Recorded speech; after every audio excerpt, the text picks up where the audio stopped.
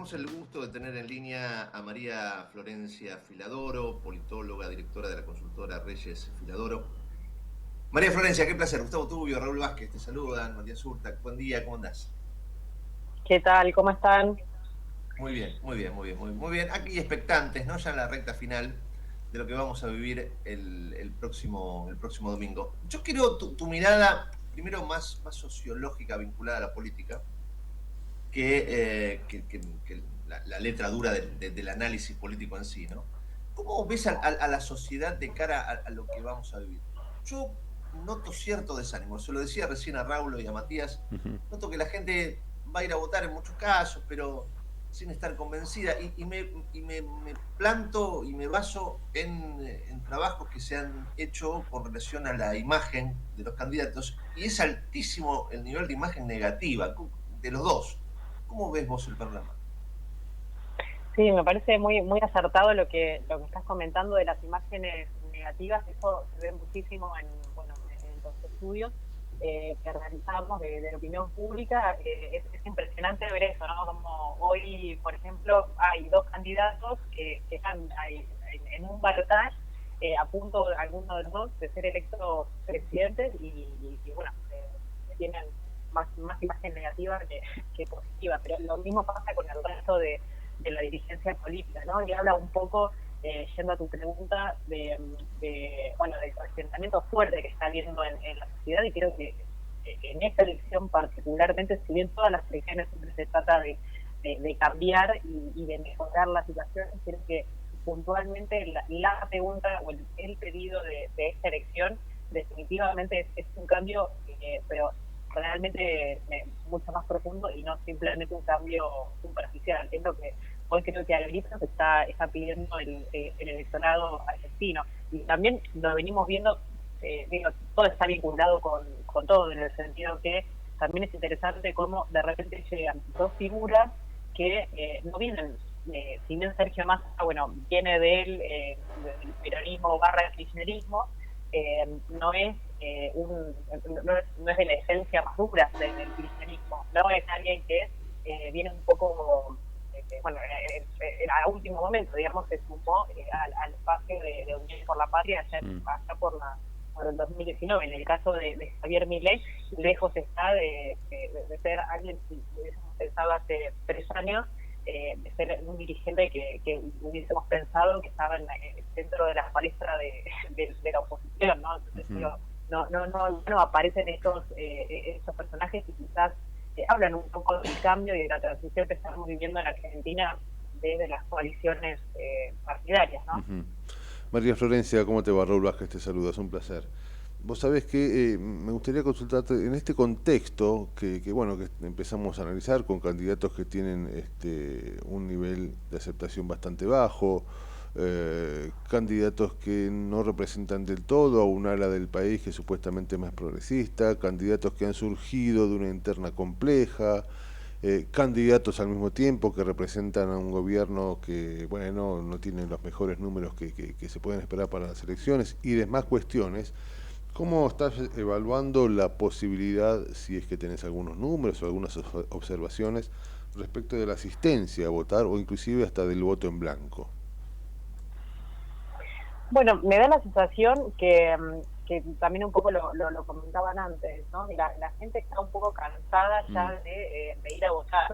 Pensemos que en algunas provincias, no en el caso de la provincia de Buenos Aires, en la capital federal, pero ya es quizás la cuarta o la quinta vez Sí. que está yendo las personas a votar. Es muchísimo eso.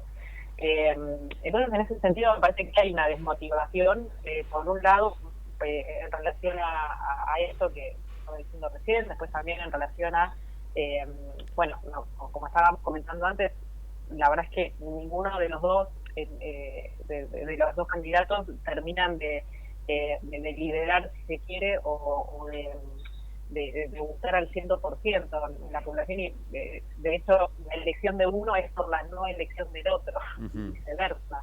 Sí, sí. Entonces ahí hay como poca fidelidad, si se quiere. Entonces me da la sensación que no va a ser tal o me parece esperable que baje inclusive un poco la participación comparada con, o sea, elección del balotaje, ahora del domingo, con respecto a las elecciones del 22 de octubre, donde, bueno, sí, hubo muchísima movilización. Y en cuanto al voto en blanco, está en un poco de mala publicidad, si se quiere, en relación al voto en blanco, que naturalmente los dos candidatos están tratando de hablarles fuertemente a esa porción pequeña del electorado que hoy está pensando en elegir el voto en blanco. Y bueno, el argumento es: me estás tirando el voto básicamente si no votas, si no te definís no ejecutas un voto afirmativo, es decir, por alguno de los dos candidatos, ¿no? O sea, más como una estrategia de intentar quedarse con ese voto más que otra cosa. Sí, parte de lo que se dice, viste, tiene que ver con esto de que no podemos ser neutrales, ¿no? Que está como mal visto ser neutrales, ¿viste? Sí, exacto. Igual, de todos modos, creo que es va a ser una elección muy, muy justa. Entonces, bueno, en ese sentido, por eso se está buscando específicamente hoy el voto en blanco, el voto indeciso y fundamentalmente el voto de Córdoba o de aquellos que apoyaron a Juan Schiaretti en octubre, porque lo que se ve, al menos en los estudios, ese voto está literalmente partido en tres. Una parte está viendo más a Milei, otra parte está viendo más a Sergio Massa y otra parte decide directamente votar en blanco. Sí, me imagino que... Ahora, vos crees... Perdón, sí. Perdóname, Raulito. ¿Vos crees que en este balotaje, que ya es obviamente el último acto, ¿no? La última escena de esta película electoral de este año, ¿vos crees que el porcentaje de votos quizás sea un poquito más alto? O sea, ya en este mano a mano definitivo, la gente vaya a votar en mayor número que en los anteriores episodios.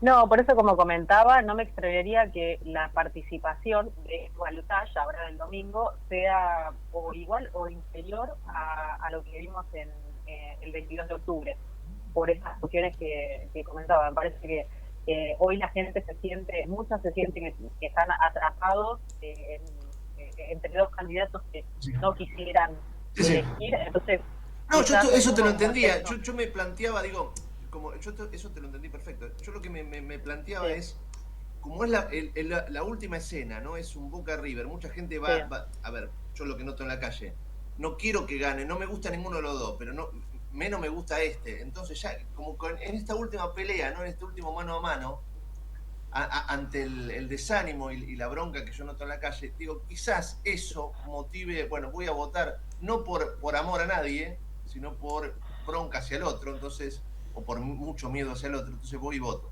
Era una mirada que, no sé, quizás, como vos decís, no cambie nada en la cantidad de porcentajes, pero digo, me dio esa sensación. Es que sí, en realidad, está bien, es que de hecho esa mirada lo que explica es el voto de... miremos, por ejemplo, los números que nos arrojó la elección del 22 de octubre. Ahí tenemos un 30% de Javier Milei, un 37% de Sergio Massa. Ahí tenemos casi un 70% de las personas que deliberadamente quieren votar a alguno de los dos.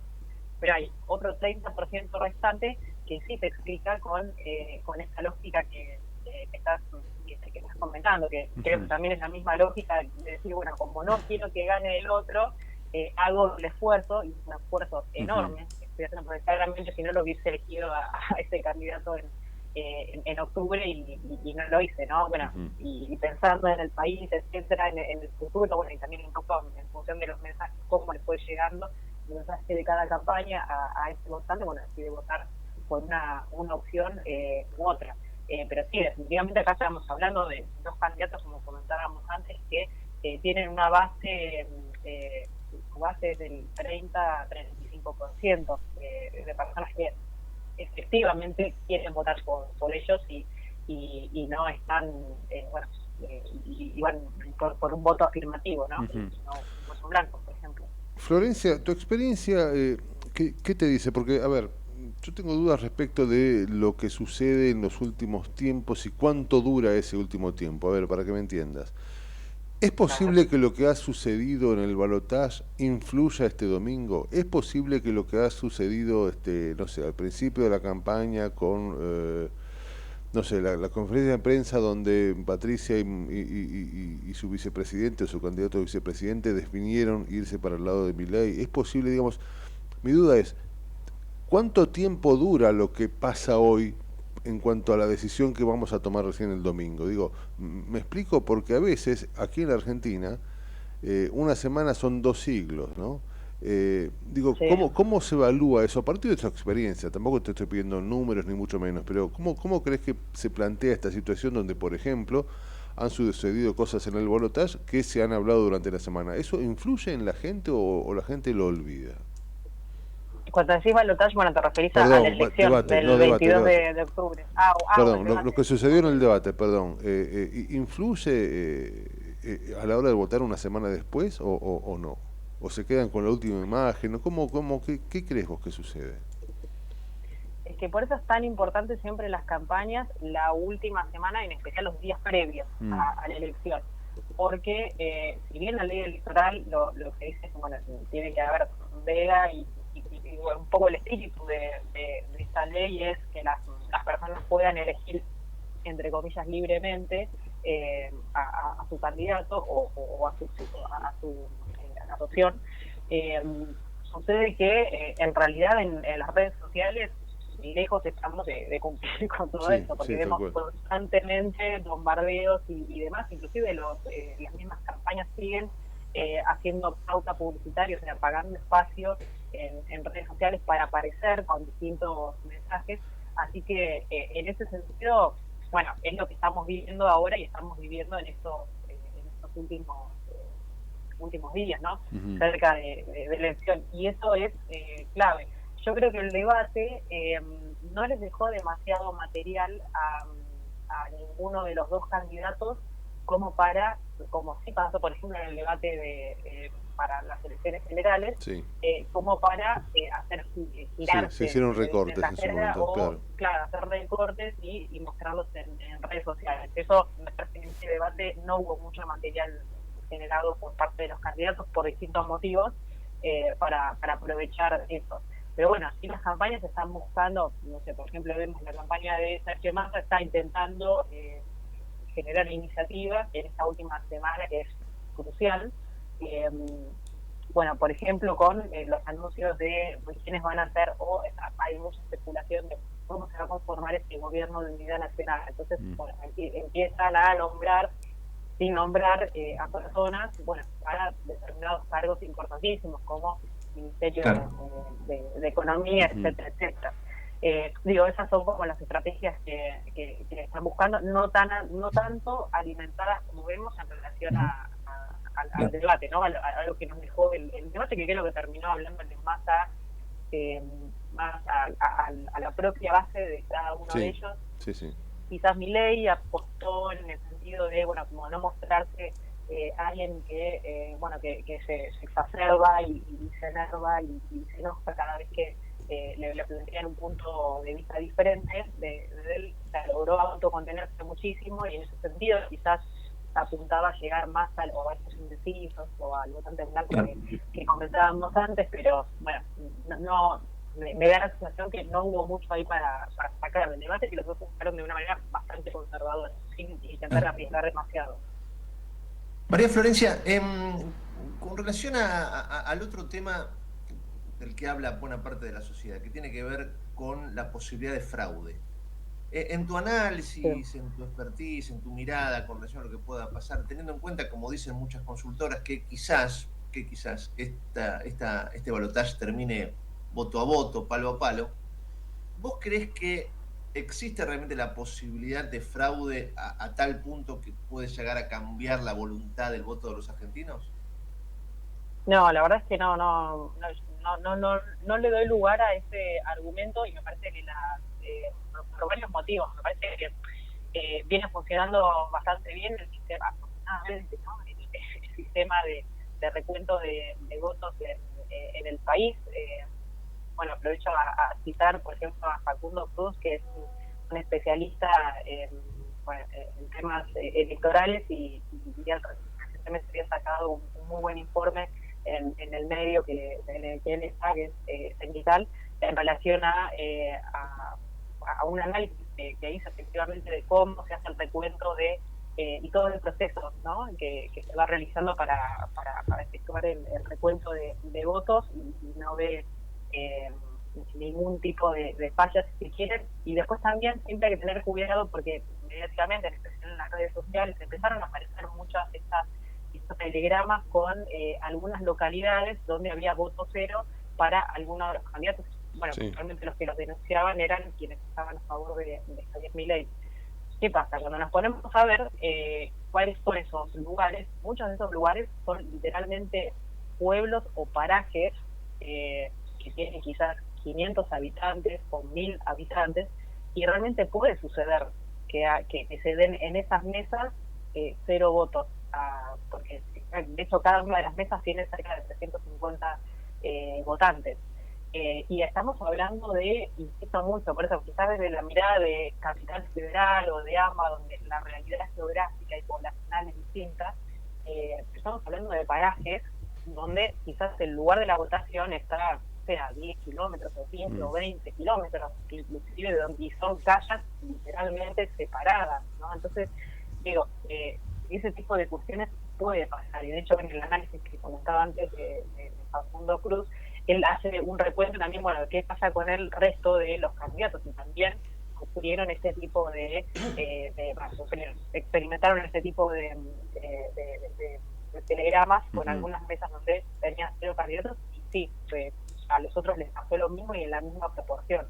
Digo, eso habla también un poco de que, bueno, no hubo un sesgo particular o especial. Y además también la otra gran pregunta, me parece que siempre hay que hacerte con este tipo de denuncias, está bien, igual obviamente estar muy atentos, porque todos queremos que la democracia sea lo más transparente posible, es el tema de las denuncias en la justicia electoral. Y por lo que se conoce, por ahora no hubo denuncias efectivas, ¿no? Entonces, bueno, me parece que en ese sentido es importante como cuidar la parte institucional, y más aprovechando, bueno, que en el país afortunadamente eso funciona y bastante bien. María Florencia, muchísimas gracias por esta charla. Te mandamos un abrazo y ojalá que salga todo bien el domingo. Sí, muchísimas gracias a ustedes por el espacio, y sí, esperemos lo mejor, obviamente, para el país a partir del resultado del domingo. Ojalá. Un beso, gracias. Muchísimas gracias. María Florencia Filadoro, politóloga, directora de la consultora Reyes Filadoro.